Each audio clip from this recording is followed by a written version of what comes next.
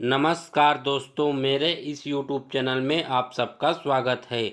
आज हम हिंदी व्याकरण के एक महत्वपूर्ण टॉपिक काल के बारे में पढ़ेंगे। तो चलिए देखते हैं क्या है काल। सबसे पहले काल की परिभाषा देखते हैं। क्रिया के उस रूप को जिसमें उसके कार्य के समय और उसकी पूर्ण अथवा अपूर्ण अवस्था का पता चलता है उसे काल कहते हैं।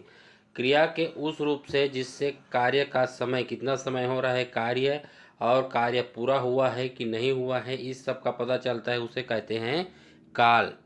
अब काल के भेद देख लेते हैं। काल के 3 भेद होते हैं: वर्तमान काल, भूतकाल और भविष्य काल। काल के कितने भेद होते हैं? 3 भेद: वर्तमान काल, भूतकाल और भविष्य काल। वर्तमान काल के कौन कौन से प्रकार है वो देख लेते हैं। सबसे पहला है सामान्य वर्तमान काल, उसके बाद अपूर्ण वर्तमान काल, पूर्ण वर्तमान काल तीसरा, उसके बाद है संदिग्ध वर्तमान काल और संभाव्य वर्तमान काल। यह जो है 5 प्रकार के हैं वर्तमान काल। इसका विस्तार से बाद में चर्चा करेंगे इसी वीडियो में। इसके बाद है भूतकाल। भूतकाल के और प्रकार हैं: सामान्य भूतकाल, अपूर्ण भूतकाल, पूर्ण भूतकाल, आसन्न भूतकाल और है संदिग्ध भूतकाल और हेतुमत भूतकाल। ये 6 प्रकार के हैं। इसका विस्तार से वर्णन करेंगे। इसके बाद है सामान्य भविष्य काल। भविष्य काल के और प्रकार हैं: सामान्य भविष्य काल, संभाव्य भविष्य काल और हेतुमत भविष्य काल। इसका विस्तार से देखते हैं। सबसे पहले देखते हैं वर्तमान काल। वर्तमान काल क्या है ये देख लेते हैं। सबसे पहले इसकी परिभाषा: क्रिया का वह रूप जो वर्तमान काल में घटित हो रहे घटनाओं को स्पष्ट करे। क्रिया का वह रूप जो वर्तमान काल में घटित हो रहे घटनाओं को स्पष्ट करे उसे कहते हैं वर्तमान काल। जो काल वर्तमान समय की जानकारी देता है उसे कहते हैं वर्तमान काल, सामान्य अर्थों में। इसके बाद इसका पहला प्रकार देख लेते हैं, सामान्य वर्तमान काल। इसका पहला प्रकार कौन सा है? सामान्य वर्तमान काल। क्रिया का वह रूप जो वर्तमान समय में कार्य का होना या करना बताता है।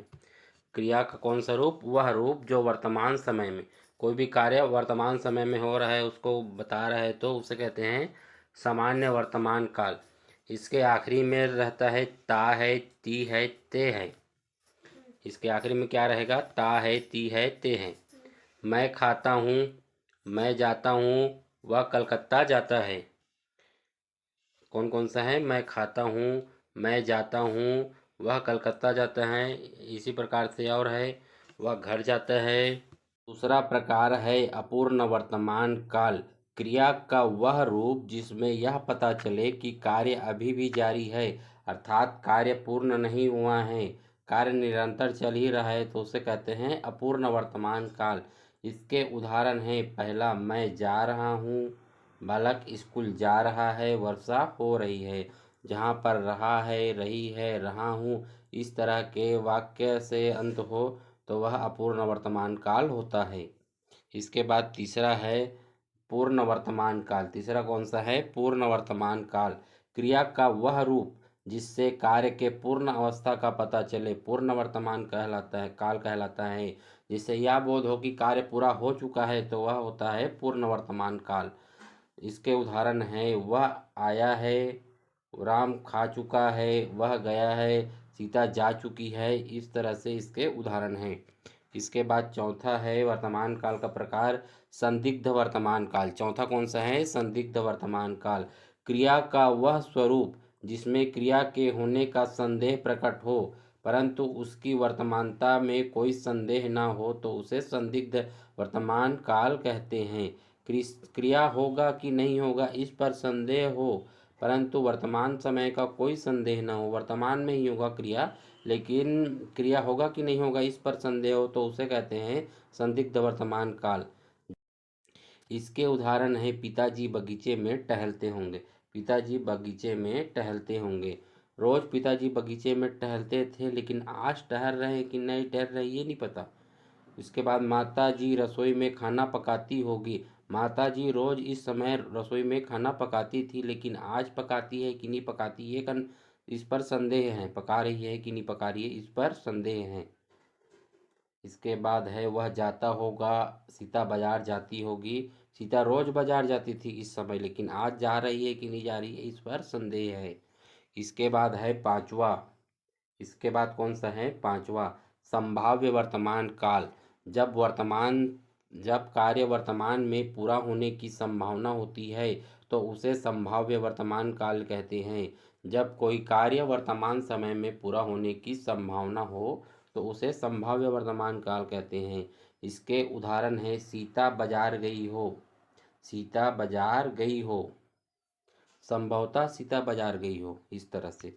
इसके बाद आगे चलते हैं दूसरा, भूतकाल। क्रिया का वह रूप जो बीते हुए समय का बोध कराता है भूतकाल कहलाता है। क्रिया का वह रूप जो बीते हुए समय का बोध कराता है भूतकाल कहलाता है। भूतकाल का पहला प्रकार है सामान्य भूतकाल। भूतकाल की सामान्य स्थिति, सिंपल सी स्थिति जो होती है भूतकाल की, उसके बोध कराने वाले शब्द होते हैं वो सामान्य भूतकाल कहलाते हैं। इसके उदाहरण हैं मोहन गया, मैंने खाया, राम ने खाया। यहाँ पर मोहन गया था इस तरह से भी होता, लेकिन वो नहीं, सामान्य भूतकाल नहीं आता। मैंने खाया था ये भी सामान्य भूतकाल नहीं आता। इसके बाद आगे चलते हैं दूसरा, अपूर्ण भूतकाल। जो क्रिया भूतकाल में हो रही थी किंतु उसके समाप्ति का पता ना चले उसे अपूर्ण भूतकाल कहते हैं। कोई भी क्रिया भूतकाल में प्रारंभ तो हुई थी परंतु वह अभी तक चल रही है कि समाप्त हुई है इस पर संदेह हो तो उसे कहते हैं अपूर्ण भूतकाल। उसके समाप्ति का पता ही नहीं है। जैसे उसका उदाहरण है राम खेल रहा था। राम खेल रहा था लेकिन अभी खेल रहा है कि नहीं खेल रहा है ये नहीं पता। रमेश सो रहा था, वह पढ़ रहा था।